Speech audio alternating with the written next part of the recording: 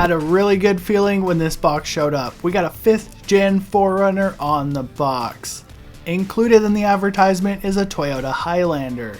So this rack is not cheap, because Toyota owners know you cry once and you don't need to buy twice. So this is what you get with the Saris 2 bike rack. 3 massive boxes that you have to take apart. And let me tell you, this is the biggest, most well-packaged 2-3 boxes I have ever taken apart. Inside those mighty boxes, we have the 2 bike trays and the main beam. The main beam is future-proof, so you can put different accessories on it or new racks on it later. Here's how the MHS system works. You have a 1, a 2, and a 3 total. So basically, you can't call this thing a bike rack because it has too much flexibility. Want to add in a basket for a different type of trip? They got you covered here. Hopefully some new designs later, maybe like a surfboard rack. Actually, that's a bad idea. I don't know what else you'd put on the back besides a basket, but they'll probably come up with it. Are you worried about safety? You can add tail lights in, which is pretty awesome. Up to 3 heavy-duty e-bikes flatly carried on your car is pretty darn incredible. Do you have heavy e-bikes? Don't worry, you can buy a ramp as well. So here's the nitty-gritty details of the bike trays. So we have 2 clamping mechanisms, some wheel chocks, and a lot of blue Loctite. I really like to see me some blue Loctite because I can tell you bike racks do rattle apart when you're on gravel roads. If you're a middle-aged male like myself who don't read the instructions, fear not, because this bike rack is very intuitive and easy to put together even without the instructions. It includes a whole little tool set, but if you're a mountain biker, you probably already have all those Allen keys anyway.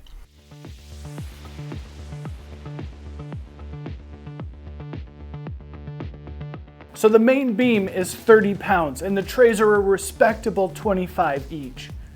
I can tell that part of this is steel, and that's a good thing because if it was made out of aluminum, it may end up looking like a Cybertruck. Aluminum, aluminum, aluminum. You gotta have a steel core, you gotta have something holding this together. That looks cheap. The main beam has an anti-sway, anti-rattle mechanism built into the tip. A 17mm included bolt. Looks like it's heat treated, hopefully don't rust out. You slide it into your rusted out 4Runner hitch. 17mm nut, tighten it up. Included lock, pretty set. The selling point of the Saris is this is a modular main beam. Major selling point if biking isn't your only trick. It's super easy to use lever, I'm already impressed.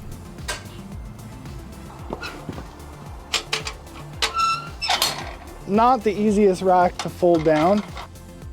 Anti-skid, basically when you go up a steep driveway, it's gonna hit this rubber pad.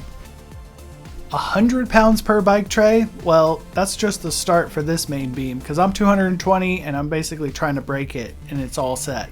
Indents in the main beam tell you exactly where to put the tray. I can tell you a lot of bike racks out there have overlooked that. So we have 1 bolt and 1 long nut to basically put the tray on. So if you want to take it off, put it on, it's nice and easy. The tire straps are a little bit overkill, but I'll pop them on. They're not bolted in, they slide into the tray so you can slide them out if you don't need them. If I had a 100-pound bike, I might use them. I'm not gonna lie to you, the Saris rack is big. It sticks out 38 inches outside of your car. So if you get a 1-up rack, it's definitely closer to your car, shorter length, but your handlebars may go through the back window and the bikes may clap together. So I'm gonna give you some bike rack education. This is a Toyota RAV4. It has a very low mounted hitch. The lower the hitch is mounted on the car, the more the bike rack's gonna sway. So if you have a Toyota 4Runner, the hitch is basically taller off the ground so the bikes aren't gonna sway as much. The Saris definitely takes the appearance of the 1-up. So just think about it like Santa Cruz, and then a couple years later, every other brand on the market is basically using the same design, but kind of doing it better.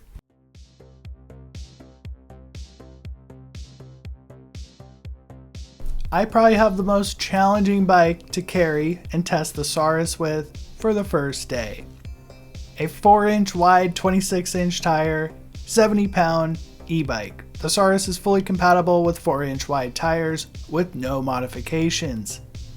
Each Saris tray has built-in locks that are pretty easy to use. You wrap it around the main part of your frame and you're basically pretty safe. They're not the most heavy-duty cable, but it's pretty darn thick. The lever is incredibly easy to use, kind of to the point of being dangerous if you have a 50-pound bike on there, so be careful. So I have 800 wide millimeter handlebars, and I want to open the rear hatch. So let's do the check. So if the bike rack was any shorter, basically it would contact the handlebars.